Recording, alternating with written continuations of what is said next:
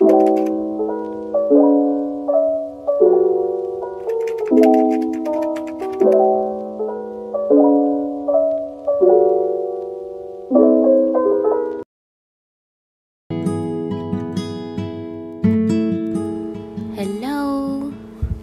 cùng thì cũng đến cuối tuần để có thể ngồi thu âm một cái podcast mới.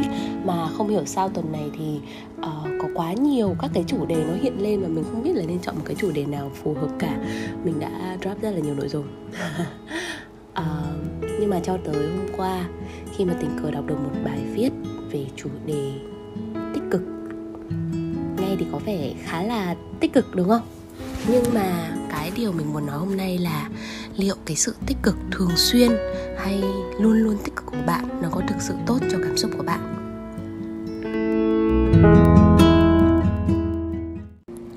Đã từ rất lâu tất cả chúng ta đều biết rằng suy nghĩ tích cực là tốt. Tuy nhiên việc bắt bản thân luôn luôn phải suy nghĩ tích cực thì có còn tốt nữa không?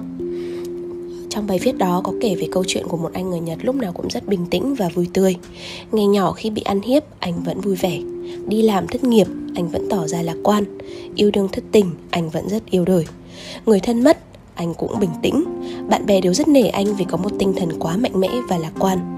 Cho tới một ngày, khi anh bước vào cửa tiệm và order một chiếc burger không rau. Nhưng nhân viên vẫn cho đầy rau vào chiếc burger của anh. Vậy là anh oả khóc nức nở như một đứa trẻ. Và đó cũng là lần đầu tiên bạn bè của anh thấy anh khóc. Lúc đó, anh đã không ngừng kêu gào trong nước mắt rằng: tại sao đến cả một chiếc burger cũng muốn làm tôi tổn thương? Clip thì hài hước, nhưng nội dung đằng sau nó thì lại buồn ghê gớm. Ấy là khi một người cố gắng kìm nén những cái cảm xúc tiêu cực, và đến đỉnh điểm thì mọi thứ sẽ vỡ òa không thể kiểm soát được nữa. Và đó cũng chính là tình trạng mà mình tin rằng rất nhiều người trong chúng mình đang gặp phải trong thời đại này. Trong tâm lý học, tình trạng này có tên gọi là sự tích cực độc hại. Đó chính là việc mà khi các bạn chỉ quá tập trung vào việc theo đuổi những cái suy nghĩ tích cực và bỏ qua những cái cảm xúc khác, nó dẫn đến sự từ chối, đánh giá thấp và xem thường những cái cảm xúc cũng như là những cái trải nghiệm thật của con người. Mà đôi khi thì chúng ta quên mất rằng mỗi người sẽ có một cái sức bật, một cái độ dẻo dai tinh thần lẫn nhận độ nhạy cảm khác nhau, dựa trên trải nghiệm hoàn cảnh, môi trường, bẩm sinh và cả di truyền nữa. Có thể có nhiều bạn trong chúng ta đã từng nghe thấy cái câu nói là thì cái chuyện đấy có cái gì đâu, rồi hãy nhìn vào cái mặt tích cực đi, đừng có lúc nào cũng tiêu cực như thế, mọi chuyện rồi cũng sẽ ổn thôi. Nhưng mà cái mình muốn nói ở đây là khi mà mình đưa ra những cái lời khuyên như vậy thì thực sự mình đã đặt mình vào cái bản thân của họ hay chưa? Hay mình đang dùng cái suy nghĩ của mình và áp đặt lên một cái người khác trong cái hoàn cảnh mà họ đang phải đối mặt?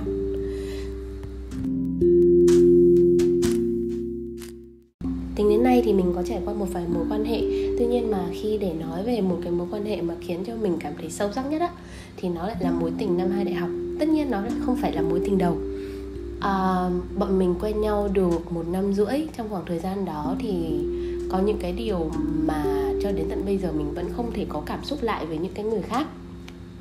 Và cái ngày mà tụi mình chia tay xong thì mình mất khoảng 2 tháng để trở lại trạng thái bình thường, và 2 năm để có thể bắt đầu một cái mối quan hệ khác. Tuy nhiên thì trong cái khoảng thời gian đó, những cái câu nói mà mình nhận được nhiều nhất tất nhiên là những cái lời động viên và an ủi của bạn bè và gia đình mình. Nhưng đấy lại không phải là những cái câu mà mình muốn nghe. Cụ thể là: ôi, đấy có phải cái mối tình đầu đâu mà sao lại phải đau khổ như thế, rồi không phải người này thì có người khác thôi. Nhưng mà cái cảm xúc lúc đó của mình nó không phải là một cái sự mất mát, không phải là một cái sự tan vỡ. Mình cũng không thể giải thích được cái suy nghĩ hay là cái cảm xúc của mình lúc đấy là như thế nào cả. Nhưng mình chỉ biết là lúc đấy thực sự tâm trạng của mình đang rất tồi tệ. Và mình không có mong muốn mọi người phải thấu hiểu cái cảm xúc đó của mình. Tuy nhiên, ok, mình đồng ý, mình cần phải suy nghĩ đến mặt tích cực hơn. Không có người này thì sẽ có người khác, rồi sau đó mình cũng sẽ có những mối quan hệ mới, mình sẽ gặp những cái người sẽ cho mình những cái cảm xúc tốt hơn.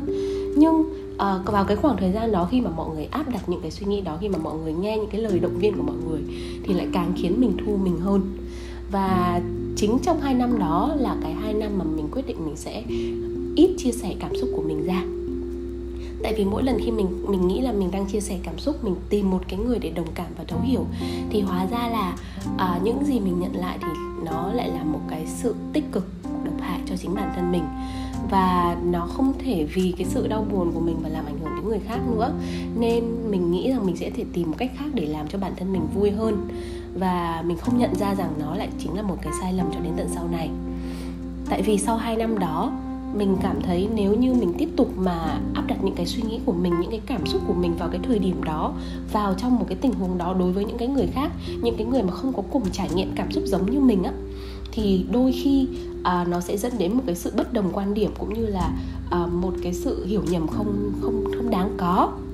Và cuối cùng mình quyết định là mình sẽ tránh né tất cả mọi vấn đề và giải quyết nó một mình, bằng việc là mình luôn cảm thấy mình có lỗi nếu như mình tỏ ra buồn, hay mình tỏ ra tức giận, hay là mình thất vọng trước mặt một ai đó. Tại vì mình nghĩ rằng là mình không cần, họ không đáng phải tiếp nhận những cái cảm xúc đó của mình, và mình cũng không cần phải bộc lộ những cái cảm xúc đó ra, vì đôi khi đó không phải là cái điều mà người ta đang cần có.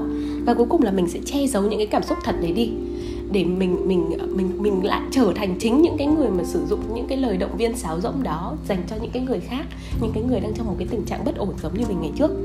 Và cuối cùng là sau 2 năm mình chính là một cái bản mẫu của việc là một người luôn luôn vui vẻ, luôn luôn tích cực, luôn luôn hào sảng, và luôn luôn làm hài lòng tất cả mọi người. Và nhưng không ai biết là cứ mỗi ngày đi làm về thì mình cảm thấy rất là mệt mỏi. Mình luôn muốn có một cái khoảng thời gian một mình, thậm chí là mình đi xem phim một mình đi ăn một mình, ngồi cà phê một mình. Và cái điều đấy nó diễn ra thường xuyên, càng lúc càng nhiều hơn. Và đến lúc mình nhận ra là hình như có một cái gì đó không ổn.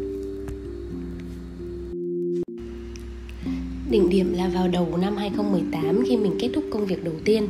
Mình quyết định đã dành ra 5 ngày để có một chuyến du lịch một mình dành cho bản thân.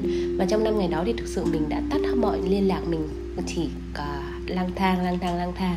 Và mình suy nghĩ là rốt cuộc là mình đang làm gì với chính cảm xúc của mình đang làm gì với chính cuộc đời của mình, và mình đang trở thành ai.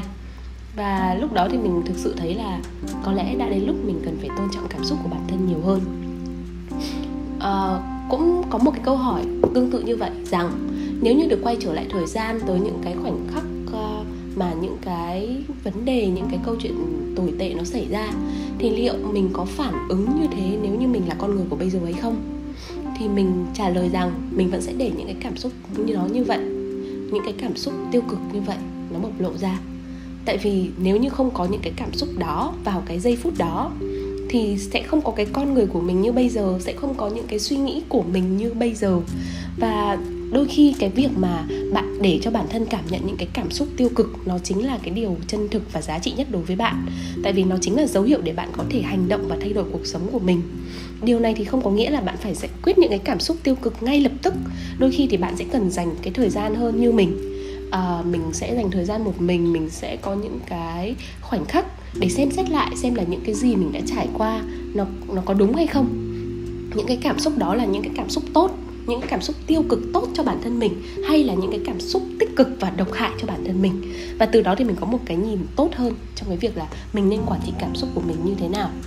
Và điều nó cũng tương tự với việc là nếu như bạn có một cái ai đó, một cái người bạn mà người ta chia sẻ những cái cảm xúc tồi tệ của họ với bạn, thì làm ơn hãy đừng nói những cái lời động viên sáo rỗng như là rồi mọi chuyện sẽ ổn thôi. Tại vì thậm chí nó sẽ còn mang cái cảm xúc tồi tệ hơn cho người ta lúc đó. Đôi khi là người ta sẽ chỉ cần một cái người lắng nghe và đồng cảm với cái cảm xúc của họ hiện tại mà thôi. Cuối cùng thì mình muốn nói là con người thì sẽ luôn cảm nhận được rất là nhiều cái loại cảm xúc.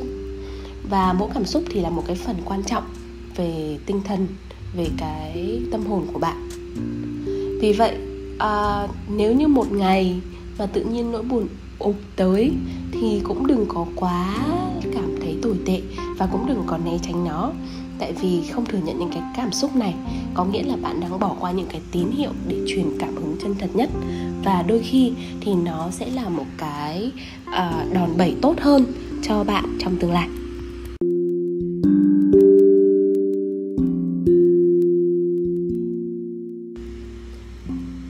Và rồi, mình hy vọng rằng qua số lần này thì bản thân mình và cũng chính các bạn có thể một lần nữa xác định được rằng cái tình trạng hiện tại của mình nó có thực sự tốt hay không. Những cái sự tích cực hàng ngày của mình nó là sự tích cực chân thật, sự tích cực có ích, hay nó là sự tích cực độc hại của các bạn.